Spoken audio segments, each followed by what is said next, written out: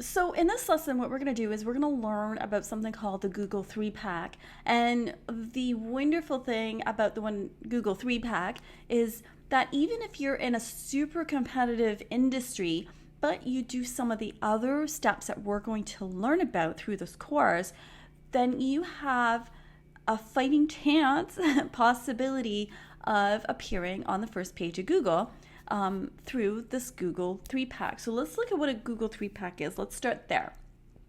So let's come to Google and let's pretend I'm looking for, and this is just hop ahead because I just had someone outside my condo wiping the windows for me, which is so nice.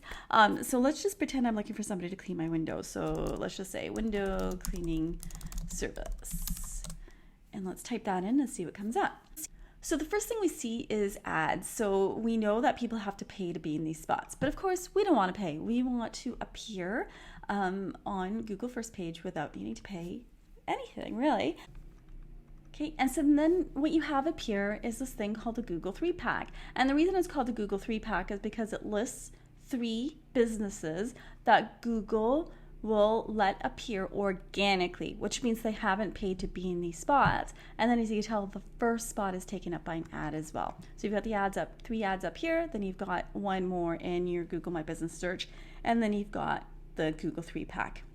So our goal is to get on the Google 3-pack. So even if we're in a competitive industry, in a competitive area, we still have a possibility of showing up on the first page.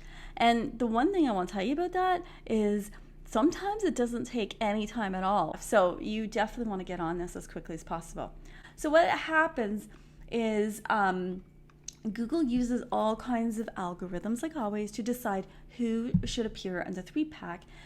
So part of the things it considers mostly is something called relevance. So how relevant is the business to the search? So if I typed in window cleaning service, very likely these businesses have the phrase window cleaning service or something similar to that in their title, in their description, or somewhere, because Google wants to make that match. Okay.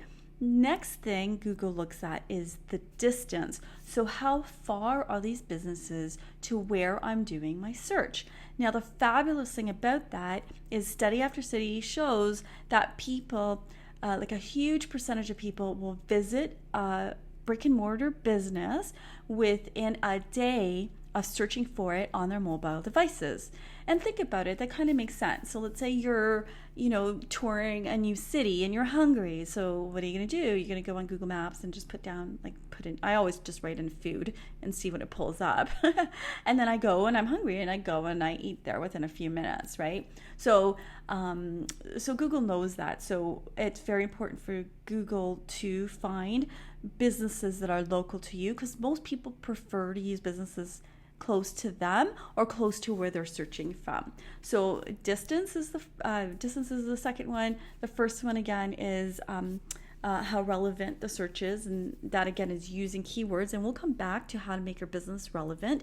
And the third thing Google looks at is this thing called prominence, and prominence is basically almost like online, how popular your business is.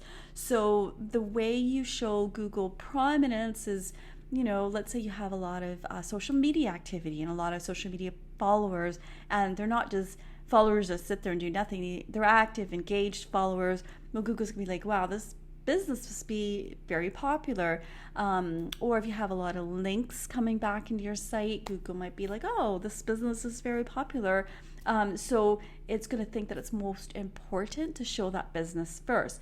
And there's a whole bunch of other factors as well, such as how many reviews a business has, how active they are on Google My Business, how they're doing other SEO strategies. Like all of these all work hand in hand. So it's very important just to keep in mind that you always want to do what Google wants you to do as much as you possibly can. So it's not like you just do it once and leave it type of situation. It's pretty much keeping active on all of these things that we're going to go through, and keeping on top of your SEO. And also very important to keep on top of your website. So make sure that your website is practicing all the stuff that Google likes. So it downloads the information fast. Pretty much just think of it as a good user experience. So when they go to your site, is it easy to navigate? Does it all the pages download? Are all the links leading to the right places? Like all of those things that we have full control over fixing should be looked at and fixed. Okay, so that is kind of in a nutshell how you would get into this Google 3-pack. All right, so let's go ahead and just click on one of them and have a look. And I'm sure you're all familiar with how to use Google Maps, but let's just go through a couple things here. Okay, so again, what Google wants to do is show you proximity-wise how far away these businesses are, because more than likely, if it's a good business that's appearing, that sounds legit, we're going to try to pick something closest to our house. Okay, then we can see the reviews, and I'm sure we've all done that as well. We would click on the reviews and read what people are saying about the business, and then we want to click on the business's website to find out more about them.